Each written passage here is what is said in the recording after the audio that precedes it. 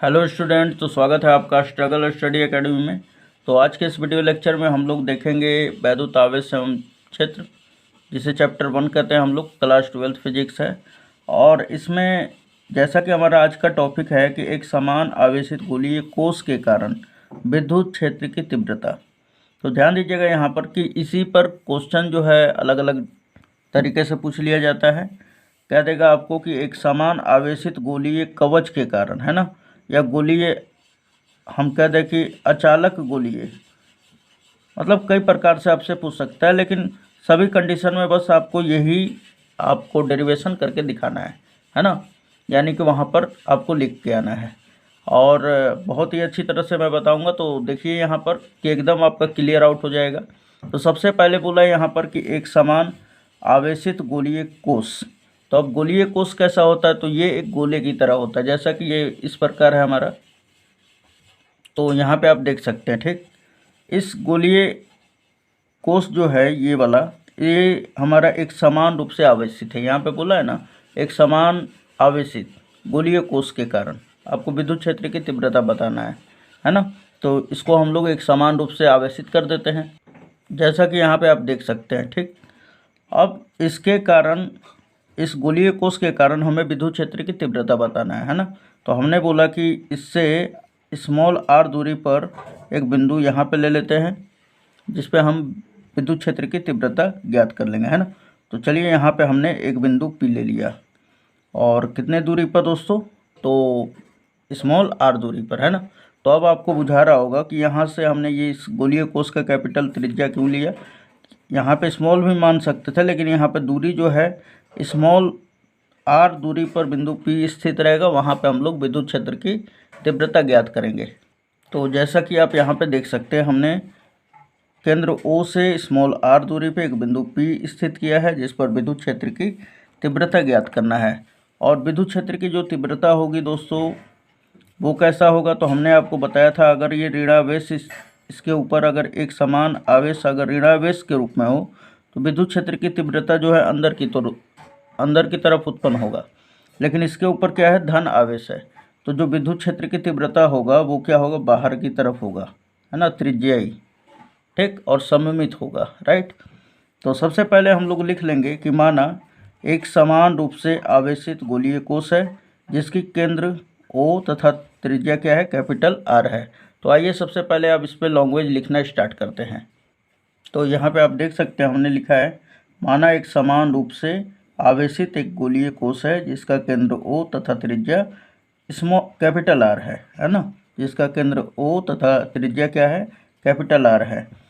अब केंद्र O से स्मॉल r दूरी पे एक बिंदु P स्थित है, जिस पर विद्युत क्षेत्र की तीव्रता ज्ञात करनी है। तो यहाँ पे हमने लिख दिया कि कोश के केंद्र O से स्मॉल r दूरी पर कोई बिंदु P स्थित है, जिस पर विद्युत क्षेत्र की तीव्रता ज्ञात करनी है, ठीक है। अब विद्युत क्षेत्र की तीव्रता अगर ज्ञात करनी है, तो इसके चारों तरफ हमें क्या बनाना पड़ेगा, और ये हम जानते हैं कि ये गॉस का अनुप्रयोग ही चल रहा है ना। तो गॉस का नियम कब लगेगा, बंद पृष्ठ के लिए ना, जो कि हमारा एक गॉसियन पृष्ठ का काम करे। तो सबसे पहले हम बता दें कि स्मॉल बिंदु O से, यानी केंद्र O तथा स्मॉल r दूरी लेकर हमने क्या किया, एक गॉसियन पृष्ठ का रचना किया, जो कि कैसा है, तो गोलीय है ना। तो यहाँ पे हमने वही किया है, जैसा कि आप यहाँ पे फिगर पे देख सकते हैं। तो अब हम लिखेंगे यहाँ पर,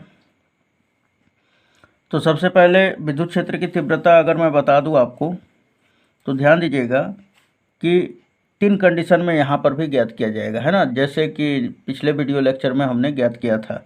तो पहला कंडीशन हो जाएगा कि जब बिंदु P जो है इस गोलीय कोश के बाहर स्थित हो, है ना। तो ये बिंदु P क्या है, बाहर बिंदु P पर। तो इस कंडीशन में हम लोग क्या कर लेते हैं कि इस गॉसियन पृष्ठ का रचना कर लेते हैं, है ना। तो आइए सबसे पहले यहाँ पे 3 कंडीशन में कंडीशन नंबर फर्स्ट रहेगा कि जब गोलीय कोश से बिंदु P जो है बाहर स्थित हो तब, है ना। तो ये हमारा है कंडीशन पहला। तो जब बिंदु P कोश के बाहर हो, यानी कि गोलीय कोश के बाहर हो। अगर आपको कवच दिया है तो आप लिखेंगे क्या, कि गोलीय कवच के बाहर हो, है ना। तो सब डेरिवेशन जो है एक ही प्रकार के होगा, बस अलग अलग अपना अपना तरीका है बनाने का, है ना। और जैसे एग्जाम में पूछेगा उस तरह आप बना दीजिएगा। अगर गोलीय कवच दे देता है तो गोलीय कवच, या गोलीय चालक दे देता है तो गोलीय चालक ले लेंगे, या गोलीय कोष ले लेता है तो गोलीय कोष, है ना। तो हमने लिखा कि जब बिंदु P यानी ये वाला P कोष के बाहर हो, तो ये आप देख रहे हैं गोलीय कोष के क्या है, बाहर है, तब हम लोग क्या करते हैं, इस स्थिति में स्मॉल r त्रिज्या लेकर, इस स्थिति में क्या करते हैं कि ये जो बिंदु P स्मॉल r दूरी पर स्थित है, इसी दूरी को हमने त्रिज्या मान लिया और एक गोलीय गॉसियन पृष्ठ की रचना कर दी। तो हमने वही लिखा कि स्मॉल r त्रिज्या लेकर एक गोलीय गॉसियन पृष्ठ खींचते हैं, राइट। तो इस पृष्ठ से होकर निकलने वाले विद्युत फ्लक्स की संख्या क्या होगा, है ना। तो आप क्या फॉर्मूला जानते हैं, तो विद्युत फ्लक्स की जो संख्या होती है यानी फाई ई से सूचित किया जाता है, क्योंकि विद्युत फ्लक्स यानी electric flux is equal to हो जाता है ई एस कॉस थीटा, है ना। अब यहाँ पे बात उठता है कि थीटा क्या है, तो ई और यस के बीच का कोण है।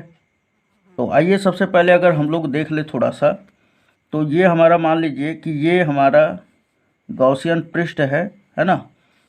तो हमने आपको बताया हो, मैं आपको बताया होऊंगा कि ये मान लीजिए कि ये एक हमारा पृष्ठ है, चलिए गोला ही बना लेते हैं, ये हमारा गोला है एक, और ये इसका पृष्ठ है, ये वाला जो भाग आप देख रहे हैं मैं जिस पर पेन चला रहा हूँ, ये इसका क्या है, पृष्ठ है। तो इसका एरिया वेक्टर क्या होगा, इसके लंबवत, है ना। अगर मान के चलिए ये पृष्ठ है तो इसके लंबवत क्या होगा, इस तरह। उसी प्रकार यहाँ पे ये पृष्ठ का काम कर रहा है ना, तो इसका एरिया वेक्टर क्या होगा, ये तो क्षेत्रफल यस है लेकिन इसका एरिया वेक्टर क्या होगा, डी एस होगा, है ना। तो इसके लंबवत हो गया। और विद्युत क्षेत्र कैसे निकल रहा है, तो इसी तरह तो निकल रहा है। तो अब देखा जाए विद्युत क्षेत्र ई और डी एस के बीच का जो कोण है वो क्या हो रहा है, 0 डिग्री। क्यों, क्योंकि ये दोनों क्या है, एक दूसरे के समांतर है। चलिए ठीक है, समांतर है तो फिर कॉस थीटा का मान क्या हो जाएगा, 0। तो यहाँ पे जब 0 रख देंगे कॉस 0 डिग्री, तो कॉस 0 डिग्री का मान क्या होता है, 1। 1 का यस में गुणा होगा तो यस ही हो जाएगा ना। तो यहाँ पे हमने वही लिखा है, इसलिए विद्युत फ्लक्सों की संख्या phi E is equal to E S cos 0 degree. Cos 0 degree का मान क्या होता है, 1। तो phi E is equal to E S, इसको समीकरण 1 कह देंगे, है ना। अब ध्यान दीजिए, किंतु हम लोग क्या जानते हैं कि गाउस के नियम से phi E is equal to Q upon epsilon naught. Gauss का नियम क्या कहता है कि किसी बंद पृष्ठ में उपस्थित कुल विद्युत फ्लक्स उस पृष्ठ में उपस्थित कुल आवेश का, यानी किसी पृष्ठ से निकलने वाला कुल विद्युत फ्लक्स उस पृष्ठ में उपस्थित कुल आवेश का 1/एप्सिलॉन नॉट गुना होता है। तो हमने लिख दिया phi E is equal to Q upon epsilon naught, ये समीकरण नंबर 2 हो जाएगा। समीकरण 1 और 2 का तुलना करें तो phi E is equal to phi, तो जब ये एल एच एस बराबर है तो आर एच एस भी तो बराबर होगा। तो यानी कि ई एस जो है किसके बराबर हो जाएगा, क्यू बटा में एप्सिलॉन नॉट के। तो यहाँ पे हमने लिख दिया समीकरण 1 व 2 से E S is equal to Q upon epsilon naught. अब हमें तो विद्युत क्षेत्र की तीव्रता ही चाहिए ना, तो यस गुणा में इधर जाएगा तो डिवाइड में हो जाएगा। सो यहाँ पे लिख दिया हमने कि E is equal to Q upon S epsilon naught. अब यस क्या है, तो पृष्ठ क्षेत्रफल किसका, गोलीय कोष का, सॉरी ये गोले का है हमारा, है ना। तो यहाँ पे हम लोग गोले का पृष्ठ क्षेत्रफल क्या जानते हैं हम लोग, तो हम लोग जानते हैं यस बराबर, यानी गोले का संपूर्ण पृष्ठ क्षेत्रफल क्या होता है, या पृष्ठ क्षेत्रफल कह लीजिए 4πr², है ना। 4πr², क्यों r² ले रहे हैं, क्योंकि ये गॉसियन पृष्ठ के कारण हम लोग क्या निकाल रहे हैं, पृष्ठ क्षेत्रफल, है ना। तो यहाँ पे हमने वही रख दिया, तो सिंपली यस के जगह पे 4πr² और 1 हमने लिख लिया, 1 बटा में 4πr² और इनटू क्यू बटा में एप्सिलॉन नॉट लिख लिया। उसके बाद थोड़ा सा और इसे सजा ले हम लोग, तो जैसे कि अगर हम लोग देखते हैं तो किताब में कुछ इस प्रकार हमारा फॉर्मूला है कि ई इज इक्वल टू, आप यहाँ पे भी छोड़ सकते हैं न्यूटन प्रति कूलम लिखकर, ठीक है, ये भी हो जाएगा। अब आगे देखिए थोड़ा सा और सजा दीजिएगा, तो 1 बटा में 4π एप्सिलॉन नॉट, यानी 1 बटा में 4π एप्सिलॉन नॉट ले लेना है, फिर क्यू बटा में r² और न्यूटन प्रति कूलम। तो ये हमारा विद्युत क्षेत्र की तीव्रता का व्यंजक हो जाएगा। किस कंडीशन में? जब बिंदु P जो है गोलीय कोश के बाहर स्थित हो तब। अब इस गोलीय कोश के कवच पृष्ठ क्षेत्रफल पे हो तब क्या होगा? तो आइए उस पर भी देख लेते हैं हम लोग। तो थोड़ा सा अगर हम लोग ध्यान दें कि अब ये बिंदु P जो है यहाँ पे आ गया, यहाँ पे जब आ जाएगा तो ये स्मॉल त्रिज्या जो है कैपिटल त्रिज्या के बराबर होगा, यानी कैपिटल R जो है स्मॉल r के बराबर होगा। तो जहाँ स्मॉल r होगा वहाँ पे क्या लिख देंगे? Capital R। तो यहाँ पे हमने लिखा कि जब कंडीशन नंबर सेकंड हमारा कि जब बिंदु P गोलीय कोश के पृष्ठ पर हो, है ना, ये पृष्ठ पर हो, ये बिंदु P जो है यहाँ पे हो, तब उस कंडीशन में क्या होगा? स्मॉल r होगा कैपिटल R के बराबर। तो हम लोग क्या कर देंगे? वही है फॉर्मूला सब, है ना।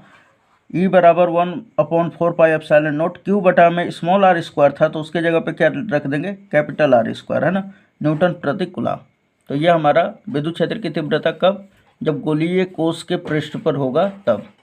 अब नेक्स्ट कंडीशन आ जाता है तीसरा कि जब ये बिंदु P जो है गोलीय कोश के अंदर हो। तो ध्यान दीजिएगा, अब यहाँ पे समझने वाली बात है। गोलीय कोश के जब अंदर ये बिंदु P होगा तो एक हम गोले का रचना कर लेते हैं, है ना। तो ये क्या हो गया? अब हमारा स्मॉल त्रिज्या r हो गया ना।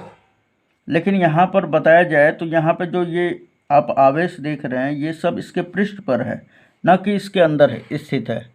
और ये जो गोला होता है ना ये आइसोलेटेड होता है, यानी हम इसे कह सकते हैं हिंदी में, आइसोलेटेड का मतलब समझते हैं ना, तो अंदर का बाहर ना तो बाहर का अंदर, इसमें प्रवेश नहीं कर सकता है, जिसे हम लोग विलगित निकाय कहते हैं, राइट। तो इसके पृष्ठ पर केवल खाली आवेश है, इसके अंदर आवेश नहीं है, अर्थात Q का जो मान होगा वो क्या होगा? 0 के बराबर होगा। और जब Q का मान 0 के बराबर होगा तो फिर क्या हो जाएगा? विद्युत क्षेत्र की तीव्रता। तो आइए यहाँ पे लिख लेते हैं क्या क्या कंडीशन हो सकता है।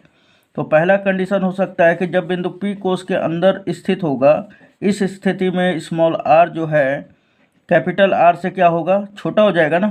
क्यों?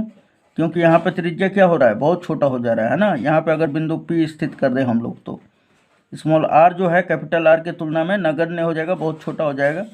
तो हम लोग यहाँ पे लिख लेंगे कि इस स्थिति में small r is less than capital R होगा तथा Q बराबर 0 भी होगा, है ना। जब 0 होगा तो हम लोग लिख लेते हैं, इसलिए विद्युत क्षेत्र की तीव्रता E बराबर 1/4 पाई एप्सिलॉन नॉट इंटू 0 बटा में r स्क्वायर, है ना, क्योंकि त्रिज्या तो यहाँ पे स्मॉल r है ना, तो इसलिए r स्क्वायर। और 0 का आप जानते हैं किसी भी संख्या में गुणा कीजिए तो सबका मान क्या हो जाता है? 0, अर्थात जो विद्युत क्षेत्र की मान है वो शून्य प्राप्त होता है। तो हम लोग कह देंगे अर्थात विद्युत क्षेत्र की तीव्रता 0 होगा। तो उम्मीद है दोस्तों आपको ये वीडियो लेक्चर आपको समझ में आया होगा। चलिए तो मिलते हैं नेक्स्ट वीडियो में। धन्यवाद। सभी अगर वीडियो देखना है तो आप पूरे प्लेलिस्ट में पड़ा हुआ है और वहाँ से आप देख सकते हैं। चैनल को सब्सक्राइब कर लीजिए ताकि जो नोटिफिकेशन है वो आपको मिलते रहे। यदि वीडियो पसंद आया हो तो चैनल को लाइक करें और बेल आइकन को दबाना ना भूलें और कमेंट करके